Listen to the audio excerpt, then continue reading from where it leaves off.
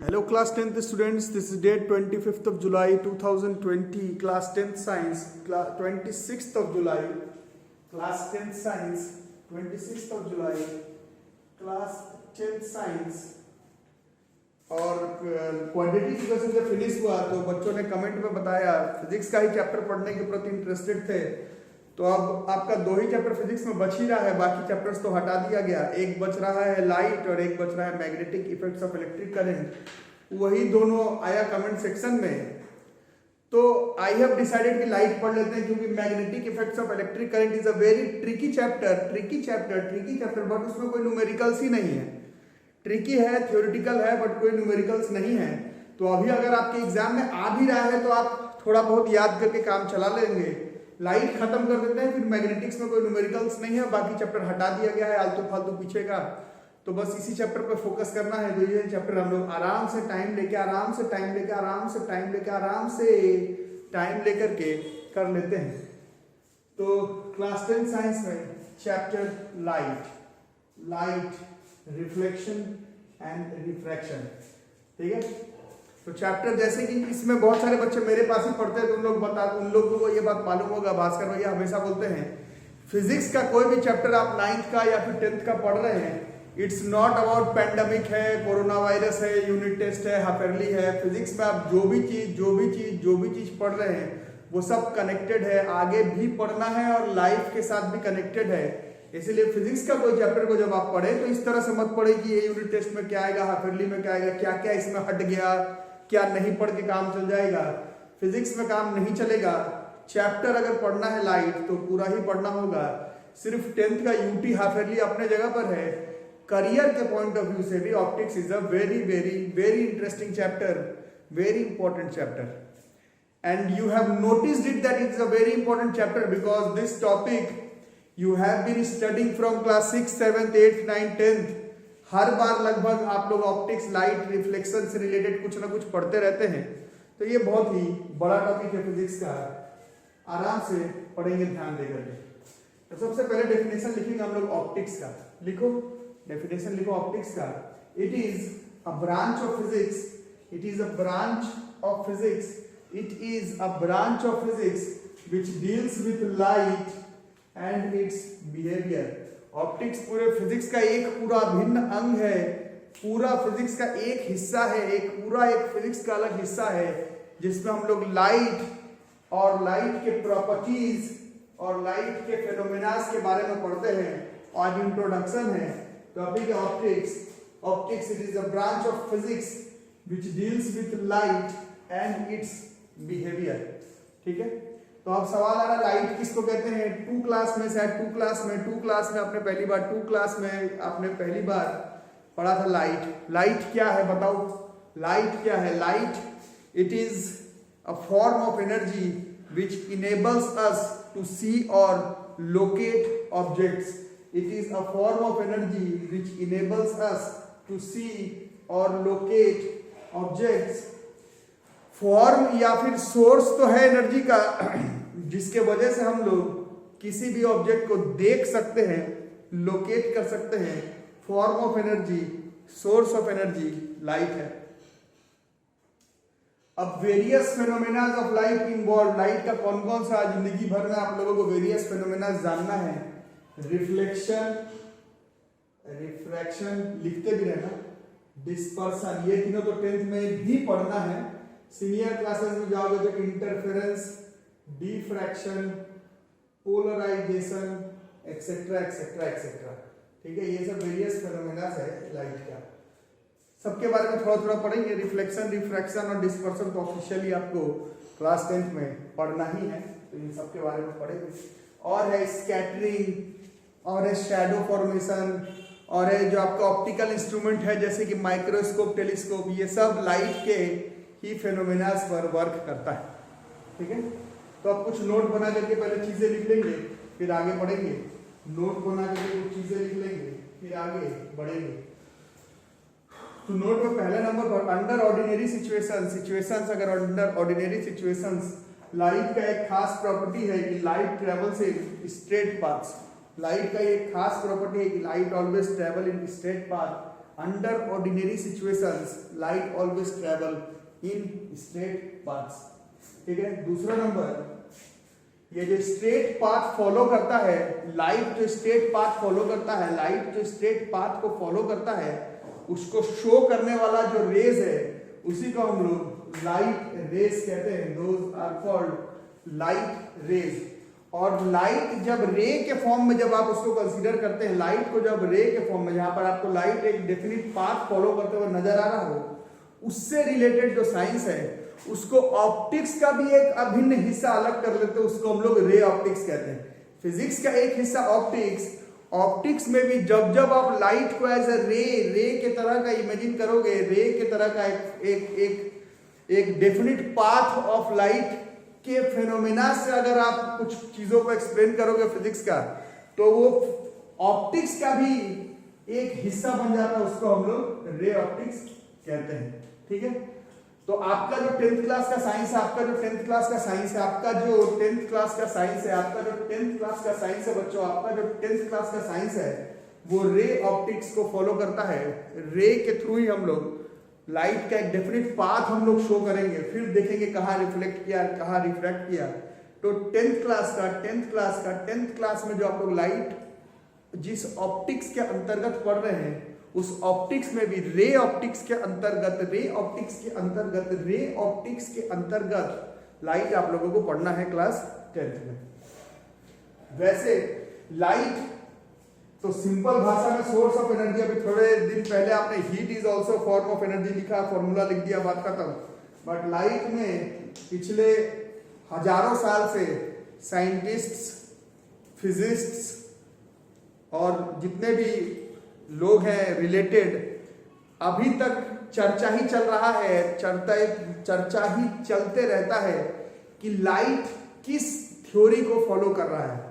ठीक है, ये थोड़ा सा आपको कंफ्यूजिंग लग सकता है, बट सीखना ही पड़ेगा। लाइट जब भी पढ़ो, 8th में पढ़ो, 10th में पढ़ो, 12th में पढ़ो, ये आपको जानना है कि लाइट किस थ्योरी को फॉलो करेगा। रे ऑप्टिक्स तक तो आप समझ गए, बट थोड़ा सा आपको जानना है कि लाइट किस थ्योरी को फॉलो करेगा। तो वेव का डेफिनेशन आपने क्लास 9th में पढ़ा था। वेव का डेफिनेशन क्लास 9th में पढ़ा था। वेव में क्या होता था? वेव में एक वाइब्रेटरी डिस्टरबेंस होता था, जिसके वजह से एनर्जी एक जगह से दूसरे जगह पर चला जाता था। पार्टिकल खुद एक जगह से दूसरे जगह पर नहीं चलता था, इसको हम लोग वेव कहते थे। तो फिजिक्स में, ऑप्टिक्स में लाइट का ऐसा बहुत सारा फिनोमेना है जो कि शो करता है कि लाइट आर वेव जैसा है। जैसे रिफ्लेक्शन में क्या हो रहा है, लाइट आ रहा है तो लाइट आ रहा है तो लाइट आ रहा है तो क्या हो रहा है, वाइब्रेशंस जो है light as a source of energy का, वो एक जगह से दूसरे जगह पर आ रहा है। वो बल्ब खुद उड़ के तुम्हारे मुंह की तरफ नहीं आ रहा है, इसका मतलब है पार्टिकल एक जगह से दूसरे जगह पर नहीं जा रहा है। तो यहाँ पर जब रिफ्लेक्शन थोड़ा बहुत, तो ऐसे तो हम लोग रिफ्लेक्शन पढ़ेंगे ही, बट थोड़ा बहुत रिफ्लेक्शन तो आप लोग जानते ही हैं, छोटे क्लास में रिफ्लेक्शन में लाइट आता है, टकरा करके चला जाता है।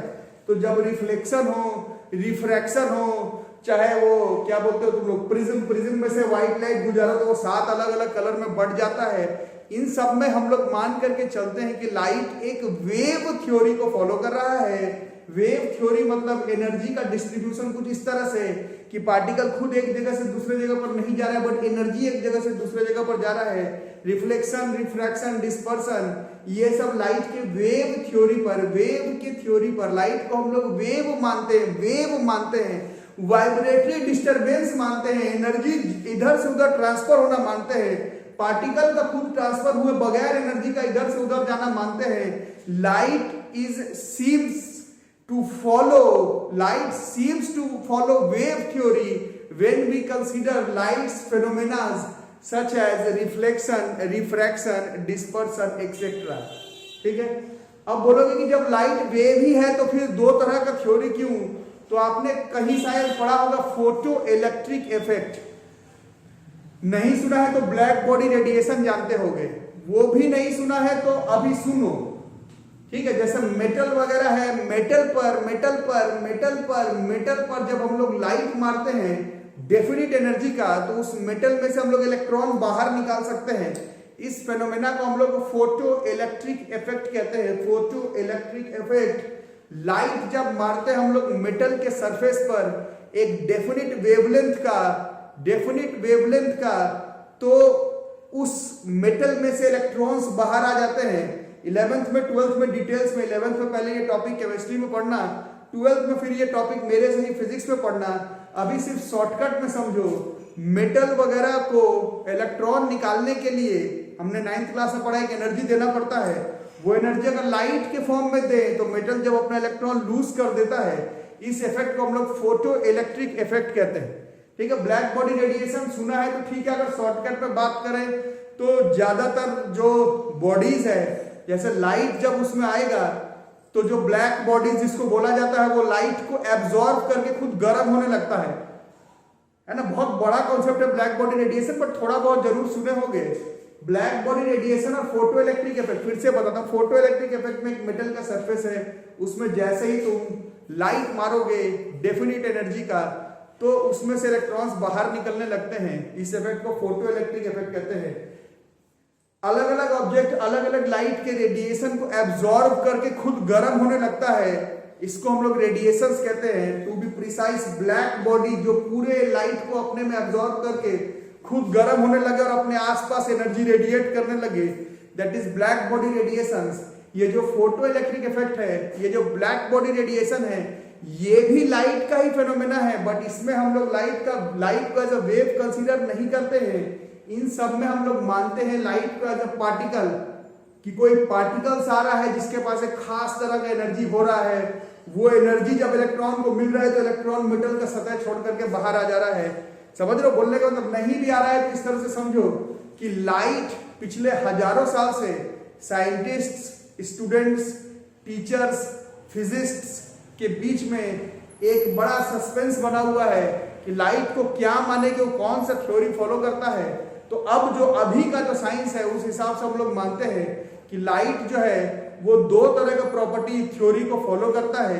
कई जगह पर हम लोग लाइट को वेव मान लेते हैं। वेव का डेफिनेशन क्लास 9th में साउंड चैप्टर में पढ़ाया गया था। और कई जगह पर हम लोग मान लेते हैं कि लाइट के अंदर ढेर सारा पार्टिकल्स है जिसके पास एक डेफिनिट अमाउंट ऑफ एनर्जी है, जिसको हम लोग फोटॉन्स कहते हैं। प्रोटॉन नहीं, फोटॉन्स, PHOTONS। कुछ भी समझ में नहीं आया, अगर कुछ भी समझ में नहीं आया तो भी ये मान करके अभी आपको लिख करके रखना है कि लाइट फॉलो करता है दो तरह का थ्योरी।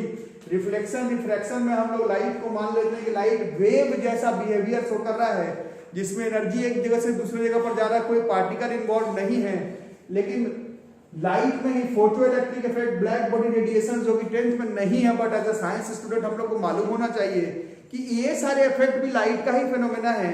बट इन सब में हम लोग मानते हैं कि लाइट जो है वो वेव के जैसा नहीं, ये कंसीडर करते हैं कि लाइट में ढेर सारा पार्टिकल्स है जिसके पास एक डेफिनिट अमाउंट ऑफ एनर्जी है, डेफिनिट अमाउंट ऑफ मोमेंटम है, ढेर सारे पार्टिकल्स है लाइट के अंदर। तो लाइट इस तरह का दोनों थ्योरी को फॉलो करता है।